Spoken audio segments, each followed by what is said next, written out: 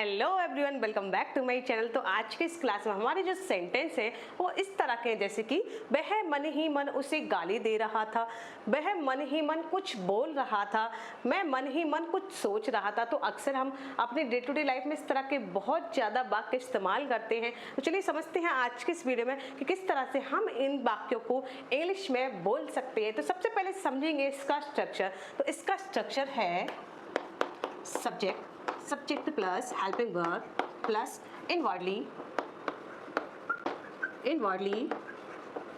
Plus verb की यहाँ पर हम लगाएंगे फोर्थ फॉर्म यानी आईएनजी फॉर्म प्लस ऑब्जेक्ट या फिर अदर वर्ड। तो सबसे पहले स्ट्रक्चर बहुत अच्छे से समझ लेते हैं। सबसे पहले हम क्या लिखेंगे, सब्जेक्ट लिखेंगे, सब्जेक्ट के अकॉर्डिंग हम लिखेंगे हेल्पिंग वर्ब, उसके बाद हम लिखेंगे इनवर्डली। तो इनवर्डली यहाँ पर हमने मन ही मन के लिए यूज किया है, मन ही मन के लिए हम क्या लिखेंगे, इनवर्डली। उसके बाद वर्ब की फोर्थ फॉर्म यानी मेन जो वर्ब है उसके साथ हम फोर्थ फॉर्म लगाएंगे, उसके बाद हम लिखेंगे अपना ऑब्जेक्ट। तो चलिए समझते हैं कुछ एग्जाम्पल के थ्रू। पहला सेंटेंस हमारा जैसे कि वह मन ही मन उसे गाली दे रहा था। तो इसके लिए हम लिखेंगे वह आया है तो वह के लिए हम लिखेंगे ही, क्योंकि रहा था, रही थी, रहे थे यहाँ पर ज्यादातर जो है पास्ट कंटिन्यूअस या फिर प्रेजेंट कंटिन्यूअस के ही सारे सेंटेंस है। तो इसके अकॉर्डिंग हम इसके हेल्पिंग वर्ब लिखेंगे। तो रहा था तो ही वॉज सब्जेक्ट हो गया, हेल्पिंग वर्ब हो गया। इसके बाद हम लिखेंगे इनवर्डली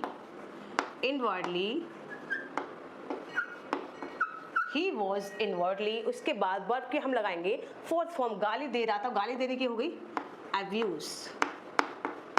इसके साथ हम लगा देंगे आईएनजी अब्यूसिंग, उसी के लिए हम लिख देंगे हिम। तो क्या हो गया हमारा पूरा sentence, he was inwardly abusing him. तो आप अच्छी तरह से समझ गए होंगे स्ट्रक्चर और सेंटेंस को भी बनाना सीख गए होंगे। तो चलिए मेरे साथ साथ आप कुछ ये सारे सेंटेंस को बनाते चलिए। तो दूसरा सेंटेंस हमारा, वह मन ही मन कुछ बोल रही थी। तो इसके लिए हम लिखेंगे शी वॉज, रही थी आया है तो वॉज ही लगाएंगे। She was inwardly. उसके बाद कुछ बोल रही थी तो स्पीकिंग, कुछ के लिए हम लिखेंगे समथिंग। तो क्या होगा इसकी English, she was inwardly speaking something, यानी वह मन ही मन कुछ बोल रही थी। नेक्स्ट सेंटेंस है हमारा, मैं मन ही मन कुछ सोच रहा हूँ, यानी मुझे सोचने दो, मैं मन ही मन अपनी अंतर आत्माओं से या फिर अंदर से कुछ सोच रहा हूँ। तो इसके लिए हम लिखेंगे मैं के साथ आएगा आई, और आई के साथ हम लिखेंगे एम, क्योंकि रहा हूँ रहे प्रेजेंट कंटिन्यूअस है। तो I am inwardly I am inwardly सोच रहा हूं। तो इसके लिए हम लिखेंगे थिंकिंग। तो यहाँ पर थिंकिंग, इसके लिए कुछ के लिए हम लिखेंगे समथिंग, क्या होगा इसकी English, I am inwardly thinking something, यानी मैं मन ही मन कुछ सोच रहा हूँ। नेक्स्ट सेंटेंस हमारा, वह मन ही मन गुस्सा हो रहा था। तो इसके लिए हम लिखेंगे, वह के लिए लगाएंगे हम यहाँ पर ही के साथ हेल्पिंग वर्ब लगेगी वॉज, ही वॉज। इसके बाद हम लगाएंगे इनवर्डली ही वॉज इनवर्डली गुस्सा हो रहा था। गुस्सा के लिए हम लिखेंगे गेटिंग, गुस्से के लिए हम लिखेंगे एंग्री।